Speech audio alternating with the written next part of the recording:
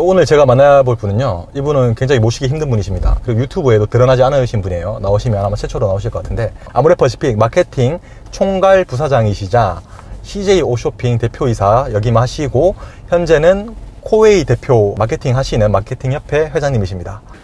안녕하세요. 안녕하세요. 네, 처음 뵙겠습니다. 회장님, 여기 소개 한번. 네.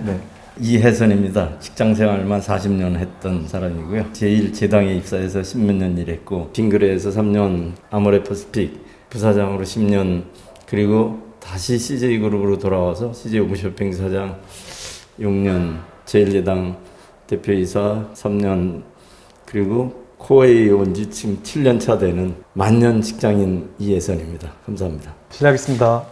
여기가 회장님 저기 자택 방인가요? 예, 제 사무실이자 네. 이제 책방으로 쓰고 있는. 그러니까 서재인 거죠, 서재? 네, 서재입니다.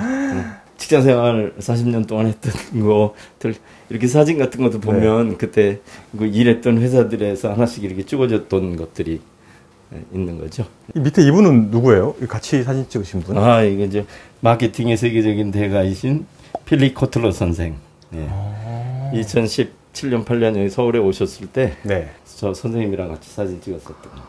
여기 책들은 다 어떤 책들이에요? 뭐 경영학, 그다음에 경제 인문, 뭐 과학 서적에도 관심이 많고 그래서 이제 일하면서 참고로 이렇게 보는 그런 책들도 많이 있습니다. 가장 추천하시는 책은 어떤 책인가요? 저기 뭐 체험 마케팅, 경쟁의 종말, 인문학적인 서적 중에도 그 역사적으로 이렇게 우연히 필연이 됐던 그런 세렌디피티. 이병철 회장님 아니에요? 네, 호암 이병철 회장 그 100주년 기념식 때 제가 참석을 해서 받았는데, 제가 그 필립 코틀러 선생 못지않게 멘토로 생각하시는 분이라서 입사할 때 한 49명쯤 입사를 했는데, 그래서 뒤에 앉아서 이렇게 면접을 참관하시던 기억이 있어요.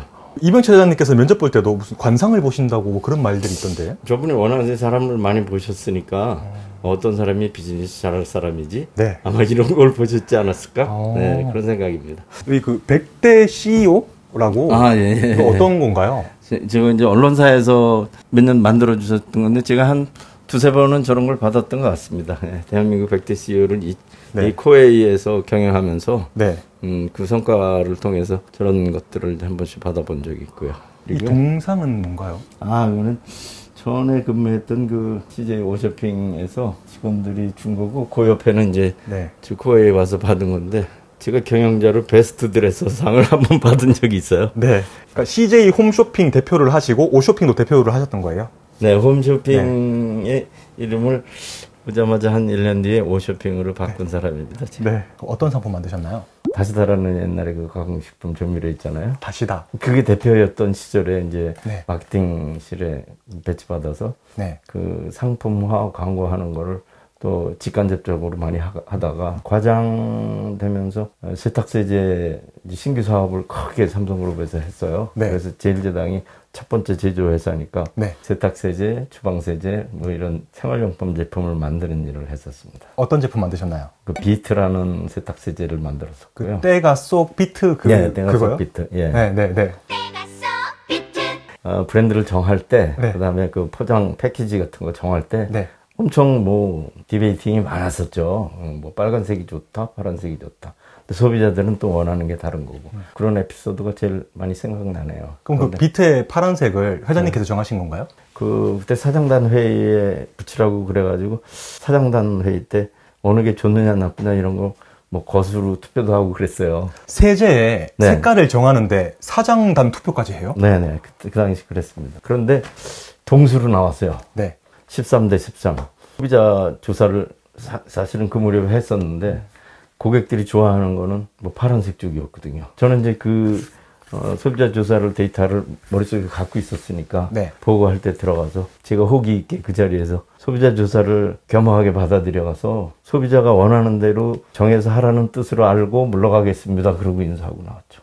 사장단 회의 때 과장이. 회장님께서 햇반도 직접 이렇게 마케팅 하셨던 거예요?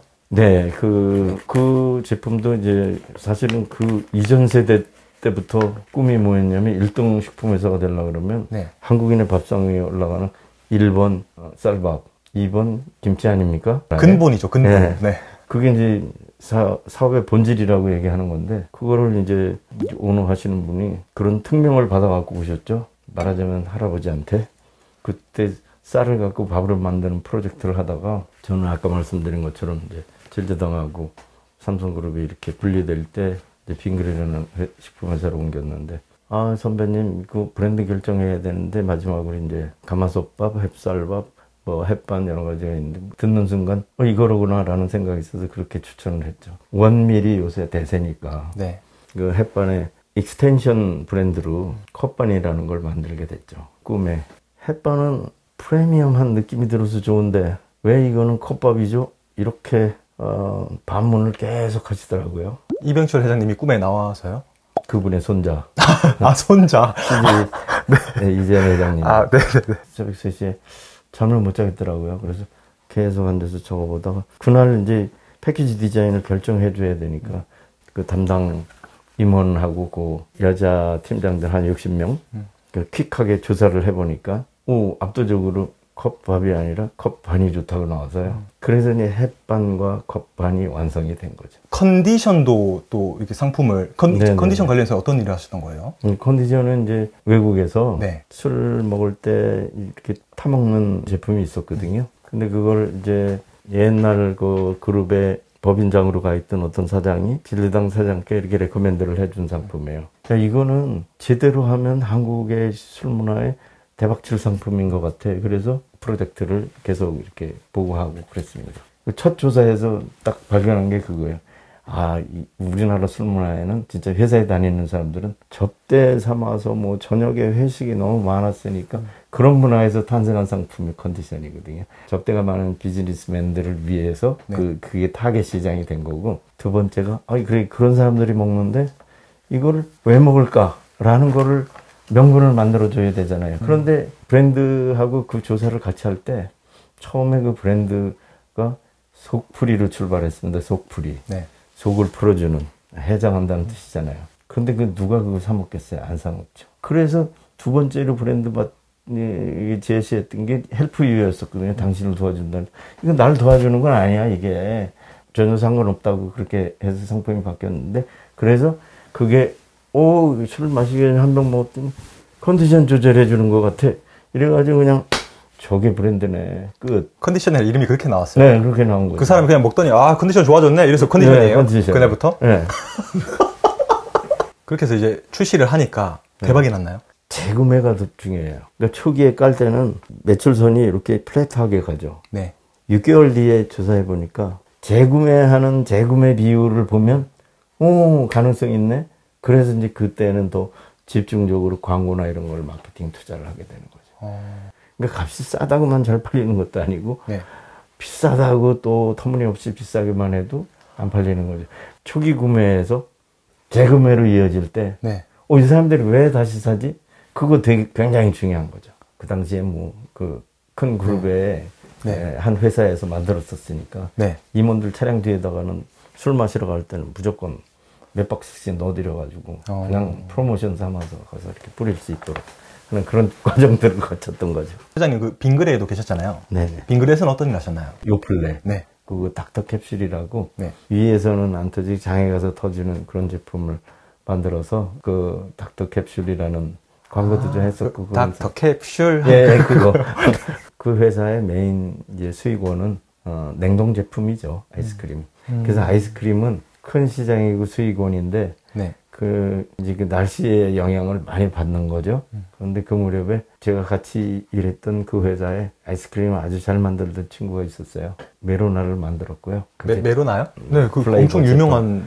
네, 메로나도 많이 유명해졌었고 컸었는데 이제 이 브랜드나 상품에 대해서 짧게 말씀드리면 네. 마케터가 아까 프로젝트 팀이 6명, 8명이 만든다 그러면 상품도 만들고 브랜드까지 이런 일을 다 해야 되잖아요.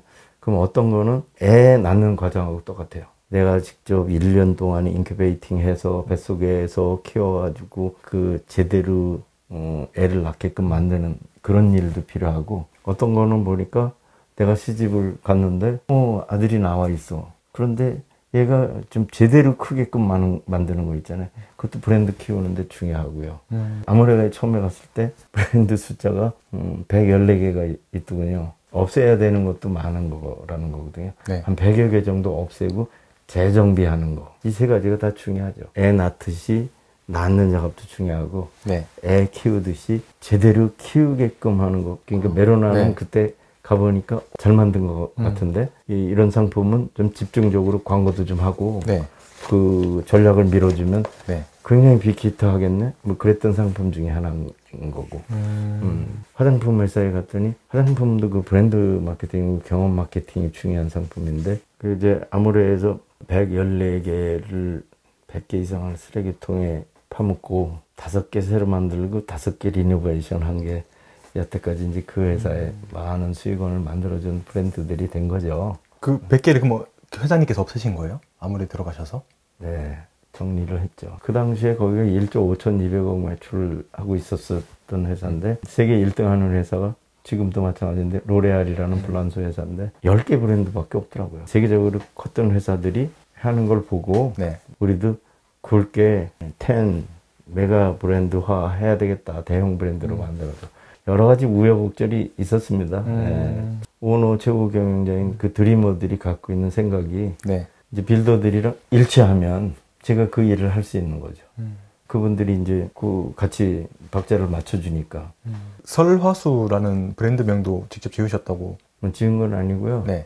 그 10개를 줄이는 과정에 선대 거기께서 친구분한테 빌려온 브랜드라 그래서 제가 이렇게 말씀드렸죠. 남의 거 빌려서 내 거 되는 적 없습니다. 절대 그런 적 없습니다. 비즈니스계에서는. 그러니까 제가 일본말도 좀 잘하고 그러니 전화를 해주시면 제가 가서 단판을 짓고 한번 이렇게 하겠습니다. 회장님 친구랑. 그분도 회장일 거 아니에요, 친구도. 네. 거기 그래가지고 거기를 소개해 주셔서 거기서 그 브랜드를 사가지고 와서 네. 설화라는 브랜드 이름이었는데 네. 그 당시에는 인터넷이나 이런 데 찾아보면 설화 그러면 두산백화에서 나오던 술 이름이 설화가 있었거든요. 쌀로 만든 술. 이게 먼저 뜨고 분위기는 좋은데 술 이름을 갖고 화장품을 어떻게 만들어요. 그런데 누가 제안했던 이름 중에 설화수가 있었어요. 네. 설화라는 걸 브랜드를 상표권을 사다가 여기서 설화수라는 거로 재탄생시킨 거죠. 회장님께서 생각하는 잘 지은 이름 어떤 게 있나요? 햇빵, 컵빵 같은 거는 아주 좋은 이름이라고. 제가 그 상대방의 오너분이 그 물어보길래 그런 말씀 드린 거 이 생각이 나거든요. 네. 햇반은 브랜드지만 네. 회장님 그 햅쌀밥은 브랜드 아닙니다. 브랜드 네이밍도 중요하지만 상품의 본질이 가장 중요해요. 그러면요. 예. 네. 그거는 저 호암 이병철 선생이 품질과 기술 이거는 뭐 시대가 바뀌어도 영원히 변치 않을 것이다라고 얘기했는데 그저 딱 맞는 얘기라고 생각해요. 항상 요즘 뉴스 보면 나온 게 AI 계속 나오잖아요. 인공지능 네네. AI 네네. 시대에서 네네. 마케터의 비전 네. 앞으로 또 계속 영위가 가능한가? 아, 그거 좋은 질문이십니다. 네. 왜냐면요 사람이 갖고 있는 통찰력 네. 이거 무시할 수 없는 거고요. 네. 그 다음에 AI 시대가 돼도 네. 상상력 이 두 개는요 AI가 툴로 작용할 수 있는 같이 가는 거죠. 이런 비즈니스 직업에서 마케터는 없어지나? 뭐 그건 아닌 것 같고 생긴 지가 60년밖에 안 되는 거니까 네. 진화를 해야 되겠죠.